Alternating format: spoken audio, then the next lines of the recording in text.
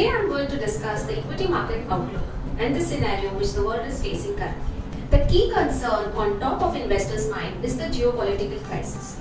The Russia-Ukraine crisis has entered its 7th day. Attack has roiled global markets and investors are looking for safe haven assets like US government bonds, which has led to fall in bond yields. Gold and dollar has advanced.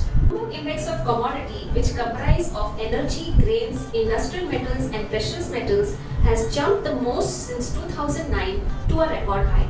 The Indian markets are seeing selling pressure on these worries and relentless selling by the FIs.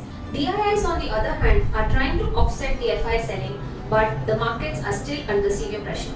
But what is worrying the equity markets the most? The sharp rise in crude oil prices from $73 a barrel last year to currently $110 a barrel this year due to the geopolitical tensions has led to the crude oil prices rising sharply to the highest levels since last seen in 2014. We are expecting Brent crude to touch 120 to 125 a barrel in the near term. As you can see in the chart, Brent has been trading within a rising channel since the end of December 2020. The prices have broken from a 15 years of consolidation, and if the war scenario continues, the Brent could be heading towards $150 to $180 a barrel. This is the biggest headwind for emerging markets like India, as it will cause rise in inflation. High crude oil prices will impact the corporate profitability as they will not be able to pass on the increased raw material costs to the customers as the demand has weakened. The corporates will have to finally take a cut on their margins because of this. Secondly, the RBI will have to raise rates because of the rising inflation as the real interest rates will suffer. This is also going to negatively impact the infrastructure funding.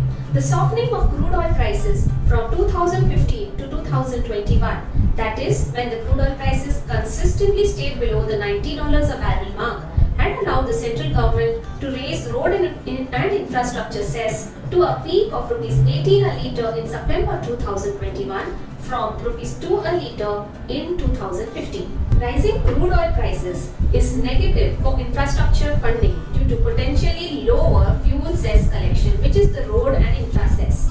The collection of this cess has funded the central government in various infrastructure projects.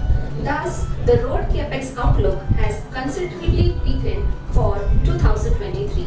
And now, the 2024 being an election year, we do not expect any material pickup in capex. This is going to impact the infrastructure stocks like PNC Infra, Dilip Bitcoin and KNR Construction, which are mainly the road EPC players. L&T, on the other hand, has some modest exposure to expressway, but the share of expressway to the overall infrastructure order book is not significant.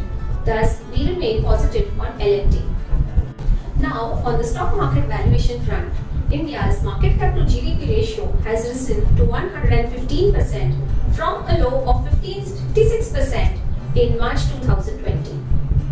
But on the other hand, the corporate profits to GDP ratio remains low even after rebounding to 2.6% from an all-time low of 1.1% seen in FY20. Now, the corporate profits to GDP ratio is still lower than the 7.5% peak seen in 2008. This makes Indian equity prone to volatility in the global liquidity crunch scenario, high market risk premium, and growth slowdown. I hope this video was useful, and in case of any further queries, please do get in touch with our wealth experts at Fintoo. And for more such interesting videos, please do subscribe to our channel.